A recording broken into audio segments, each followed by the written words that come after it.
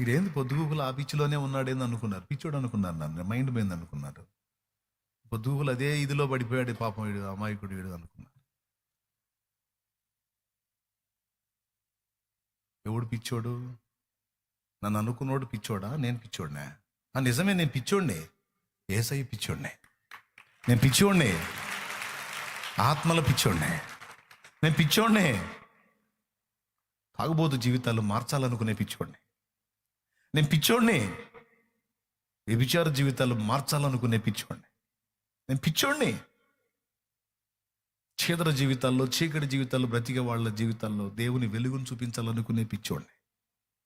నేను పిచ్చోడిని, ఆత్మహత్యలు చేసుకొని చావాలనుకునే వాళ్ళని ఆ పరిస్థితుల్లోంచి కాపాడాలనుకునే పిచ్చోడిని. నేను పిచ్చోడిని, నిజదేవుడిని ఎరగక నిజమునకు దేవుడు కాని వాటికి జీవితాలను అంకితం చేసుకొని నిజదేవుడిని ఎరగని అంధకారంలో ఉన్న వాళ్ళకి నిజమైన దేవుణ్ణి పరిచయం చేయాలనుకునే పిచ్చోడిని. అనుకోండిరా, నేను పిచ్చోడిని అనుకోండి, కానీ నా వల్ల కావట్లేదురా. నా యేసయ్య గురించి ప్రజలకు చెప్పకుండా ఉండటం నా వల్ల కావట్లేదు. ఆ తపనలోనే ప్రయాణం చేశాను.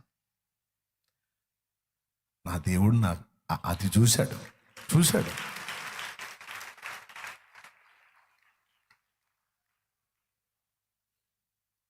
ఇప్పటికీ కూడా పాట ద్వారానో, పుస్తకం ద్వారానో, మాట ద్వారానో ఏదో ఒక విధంగా ప్రజల్లోకి దేవుని మాటలు పంపించాలి.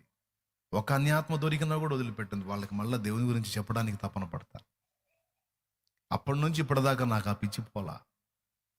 ఎందుకంటే అది జనాల్ని నాశనం చేసే పిచ్చి కాదు, జనాల్ని బాగు చేసే పిచ్చి, జీవితాలను కట్టే పిచ్చి, కుటుంబాలను నిలబెట్టే పిచ్చి, ఆత్మలను రక్షించే పిచ్చి, దేవుణ్ణి మహిమపరిచే పిచ్చి. అదేగా మనిషికి ఎక్కాల్సిందే. ఈ లోక పిచ్చి ఎందుకు? నాశనం చేయటానికా? జీవితాన్ని నాశనం చేసుకోవటానికా? పండుకున్నా కూడా మన ఆలోచన ఎటుపోతుందో చూస్తాడు ఆ దేవుడు. 4 ఆత్మలు రక్షించాలంటే ఇంకా నేను ఏం చేయాలి? ఇంకెట్లా చేయాలి? నిన్న ఒక బిడ్డ చెబుతుంది, చదువుకునే స్టూడెంట్ తను కూర్చున్న దగ్గరల్లా దేవుని వాగ్దానాలు రాసిద్దట. ఎక్కడ కూర్చుంటే అక్కడ పెన్ను ఉంటుంది, ఎప్పుడు వాగ్దానాలు రాస్తూ ఉంటుందట. ఆ వాగ్దానాలను చదివిన వాళ్ళ తర్వాత పట్టబడ్డారు. తన తెలివి చూడు, దేవుని మాటలో. దేవుడు నిన్ను ప్రేమిస్తున్నాడు, దేవుడు నీ కోసం ప్రాణం పెట్టాడు. ఎవరు నిన్ను పట్టించుకోవట్లేదని నువ్వు వేదన చెందొద్దు. దేవుడు నీ స్థితిని చూస్తూ ఉన్నాడు, ఆయన నీకు తోడై ఉన్నాడు. ఇట్లాంటి ఆదరణ వాక్కులు రాస్తా ఉంటాడు. ఎక్కడ కూర్చుంటే అక్కడ రాస్తా ఉంటాడు.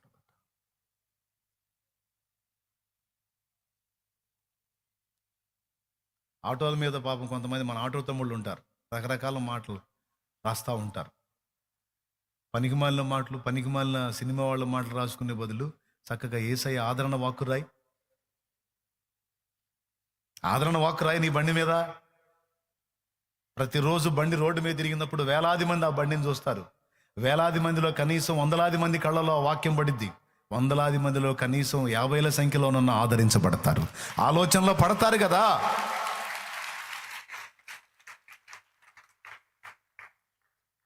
ఏ పని చేసినా అందులో ప్రభు కార్యం జరిగేటట్టు, ఆత్మలకు రక్షణ కలిగేటట్టు మనం చర్య తీసుకునే ఆసక్తిని మనలో దేవుడు చూసి ఆయన పనికి మనల్ని ఏర్పరచుకుంటాడు. కలిగిన వానికే అనే వచనం దీనికే వర్తిస్తుంది. కలిగిన వానికి ఇవ్వబడింది, లేని వానికి వాని యొద్ద ఉన్నది కూడా తీసివేదు. ఇది మళ్ళీ నేను చెబితే ఈ పూట వరకు ఉంటుంది, కానీ మళ్ళీ రాదు. కానీ ఇది అంతరంగంలో ఒక అగ్ని కణమై మండాలి, అగ్ని కెరటమై లేవాలి. నేను చెప్పినందున వచ్చేది ఒక పూటే. ఇప్పుడు కూటం అయిపోయింది అనుకో, ఆమెనన్నాను అనుకో, జంపు, ఇంకేం ఉండదు, దులిపేసి వెళ్ళిపోతూ ఉంటారు, ఇంకేం ఉండదు. అట్లా కాదు. రంది పడిందంటే కొంతమందికి ఎట్లుంటుందో తెలుసా? వదిలిపెట్టరు ఇక దాన్ని. ఎట్లా ఎట్లా ఎట్లా ఎట్లా ఎట్లా ఎట్లా ఎట్లా ఇంకా ఎట్లా ఇంకా ఎట్లా. అదే ఇందాక పాడా, తల్లంపులెల్లా నా తపన ఎంత నీ చిత్తం.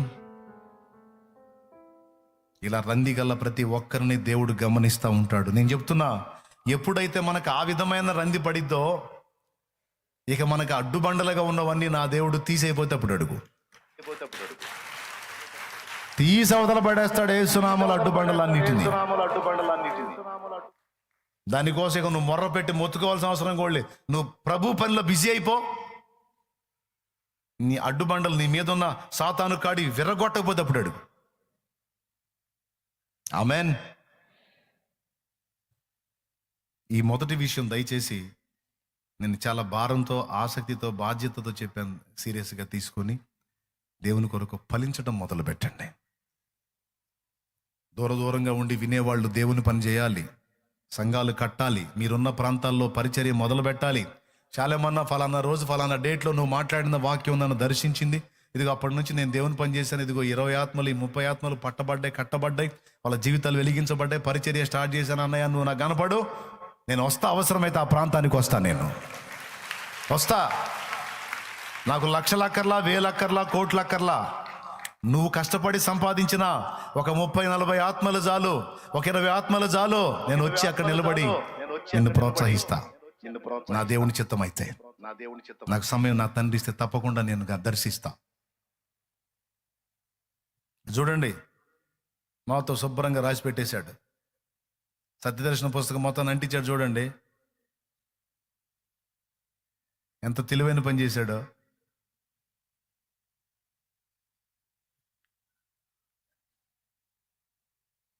ఒక స్టార్టింగ్ ఒక్కటి మొదలు పెట్టాడంటే చాలు, ఇంకో వాడు ఎంట పడతాడు, అవుట ఎంట.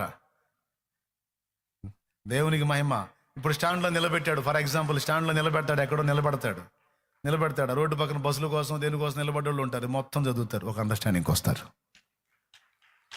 ఐడియా చూసా, ఆత్మల కొరకు భారం. నేను ఈ పని చేస్తే కొంతమంది ఆలోచనలు పడతారేమో, కొంతమంది సత్యం తెలుసుకుంటారేమో. ఐడియా. కాటికాలు దాచుకున్న ముసలమ్మను చూశారు కదా.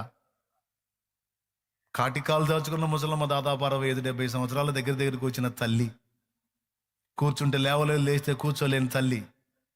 ఆ పుస్తకాలు తీసుకొని తిరిగి, అయ్యా భారం, ఆత్మల కొరకు భారం. నీకు తెలుసా, నువ్వు యవనస్తుడు అయి ఉండి, ఆరోగ్యవంతుడు అయి ఉండి, ఆరోగ్యవంతురాలు అయి ఉండి, నువ్వు ఇంట్లో కూర్చొని టీవీ చూస్తుంటే నిన్ను వాడుకోలేడు. కానీ కాటికాలు దాచుకున్న ముసలమైనా సరే ప్రభు వాక్యాన్ని తీసుకొని అలాగే వెళుతున్నప్పుడు అదిగో ఆమెను వాడుకుంటాడు దేవుడు. బహుమానం ఆమెది, కిరీటం ఆమెదే. బహుమానం ఆమెది, కిరీటం ఆమెదే. చూడండి. ట్రాఫిక్ ఆగింది. వాస్తవంగా ఆ ట్రాఫిక్ ఆగినప్పుడు భిక్షగాళ్ళు పరిగెత్తుతారు, ధర్మం చేయండి బాబు అని.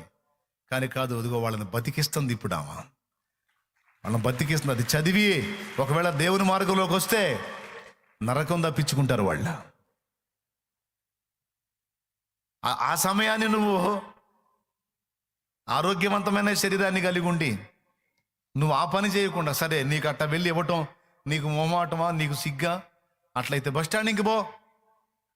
కుప్పలు బస్సులాడు ఆగుంటాయి. 10 పుస్తకాలు తీసుకో, 10 బస్సుల్లో పెట్టరా. 10 ఆత్మలు 10 మంది చదువుతారు, ఒక్క ఆత్మ పట్టబడింద. దేవునికి మహిమ.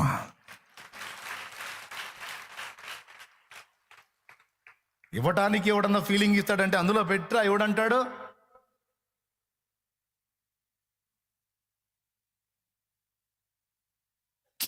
ఆలోచన ఎట్లా చేయాలి, 4 ఆత్మల్ని ఎలా రక్షించాలి, ప్రభువుని ఎలా పరిచయం చేయాలి, నా తండ్రి చూడాలి, నా తండ్రి సంతోషించాలి, నా గుండెల్లో ఉన్న భారాన్ని బట్టి నా తండ్రి సంతోషించాలి.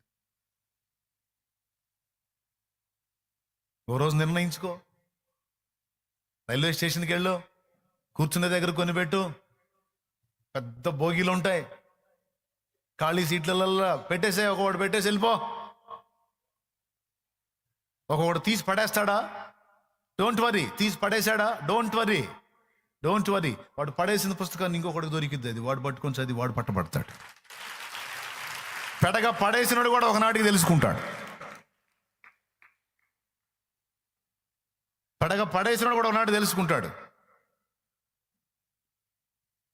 అవిటి వాళ్ళ హృదయాలలో ఆ భారం చూడండి. ఎంత కష్టపడాలండి. అన్ని బాగున్నోళ్ళు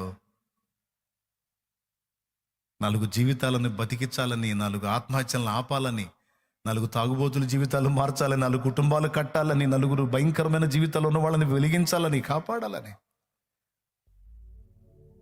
దేవుడా, నా కాలు ఎందుకు చేసావు, నా చెయ్యి ఎందుకు చేసావని అన్నట్లా, నాకు ఈ జీవితం ఇచ్చినందుకు నీకు స్తోత్రం, ఇదిగో ఇందులోనే నీ సేవ చేస్తాను ప్రభువా అని తిరుగుతున్నాడు.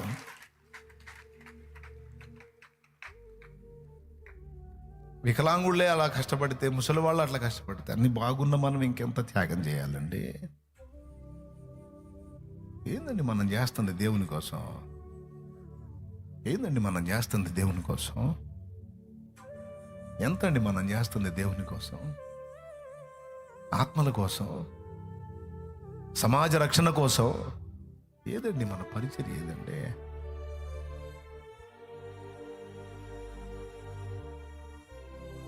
మన ప్రార్థన ఏదండి? మన కన్నీళ్ళు వేయండి. ఆత్మల కొరకు అంగలార్పు ఏదండి? ఆత్మల కొరకు ప్రయాస ఏదండి?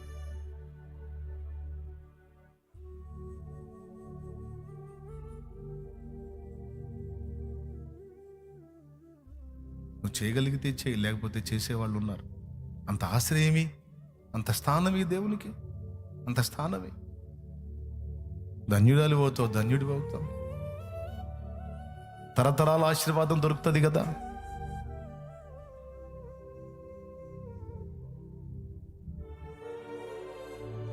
దేవుడు చూస్తాడండి. మొట్టమొదటి పాయింట్ నెంబర్ 1, దేవుడు వారి ఆసక్తి చూసి వారిని ఎరిగి వారిని నిర్ణయించి వారిని పిలుస్తాడండి దేవుని సేవకి.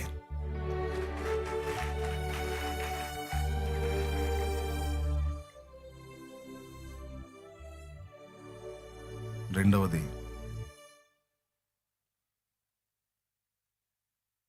వారి విశ్వాసాన్ని చూచి ఆయన వారిని స్వస్థపరిచెను అనుంది.